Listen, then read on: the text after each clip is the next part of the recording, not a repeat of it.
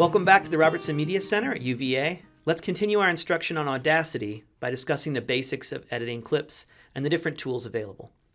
Again, this video series will not provide a lot of detail, so if you need more information, check out Audacity's tutorial site. We'll provide the link below. So let's look at the primary tools we have here in Audacity. As you can see, they're right up here. There's 5 of them in this new version. Previous version had 6. So if you see 6, go back and watch the previous video in the link below. The first one we're going to look at is called the Selection tool. If I hover over, you can see it says Selection tool. It's F1. The Selection tool is like a typing cursor in a word processor. This allows you to select a point in time or to highlight a selection, much like a sentence in a word processor. So from there, you can apply changes to these selections. The most common change is simply to remove a selection. So I press delete right there, and I can remove that whole thing. I'm going to undo it. Notice that Audacity automatically shifts the remaining audio down, which is it's great for beginners, but frustrating if you want to keep the other tracks aligned. Say I have these sounds lined up with the music, which is this track down here, and I don't want the timing to change.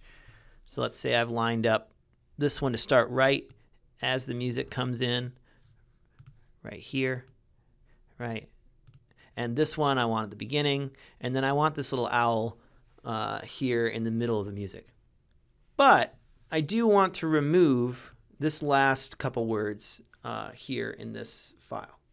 If I delete here, you'll see the rest now becomes out of sync, right? This moves over here, so these two are still in sync, but this one's off. And this can be a huge issue if you have a giant file and you're trying to time everything out. So for instance, if you're making music or if you're placing things in a specific time frame, you can see that that's going to cause an issue with sync.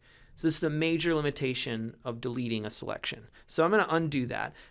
The easiest answer to this issue is the silence button, which is Command L or Control L on a PC. This button will silence the selection rather than remove it. So you can see that now it's flatlined. It's basically, it turned the volume down to 0 on that selection. Thus, your timing will not be altered at all. So it's very useful for music or anything that requires things to stay in sync. Command Z, I'll undo that. Similarly, you can use the Trim Outside button to keep only the selected region. So if you wanted to keep this lined up but get rid of everything else, you can then use this button, right? And that gets rid of everything else in that clip. So I'm going to undo that. And it's essentially the inverse of silence. You can keep your timing, but the rest the volume's turned down to 0.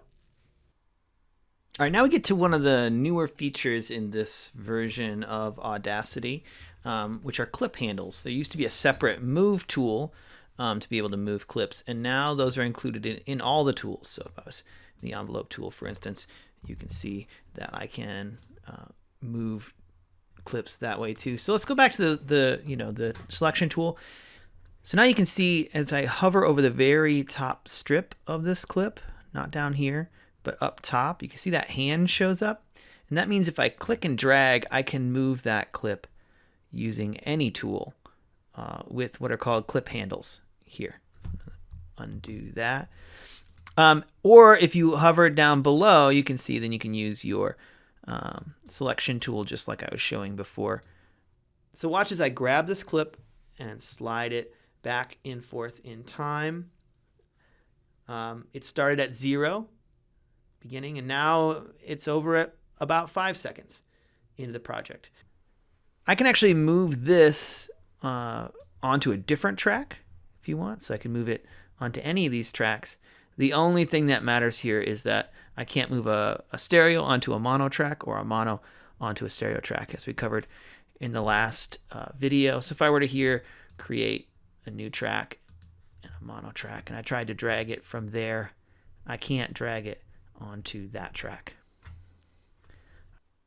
One more thing you can do with the selection tool that is also brand new with the recent change, if you hover at the edge of the clip, so if you move the hand over to the far edge on either the front or end of the clip, you can actually click and drag and do what's called trim. That's one way you can edit. So instead of cutting things, if you just want to shorten the clip, you can just grab that edge. But you'll notice it doesn't happen down here. It just happens up along that top clip bar along the top. So let me grab that, and I could cut this to half or extend it out all the way to the edge of the clip. And you could do that with any of these clips if you want to trim the clip. Now that I can move clips, how can I cut one into pieces and move it separately? See, I have two clips here. Maybe I want to do that, right, with the music over here. So I'm going to go back to my selection tool and find a point that you want to cut. So I'm going to choose this point here. And instead of cutting, this is called splitting. To split the clip, you select your location, right-click, and choose Split Clip. You can see it also has the keyboard shortcut, Command-I or Control-I on a PC.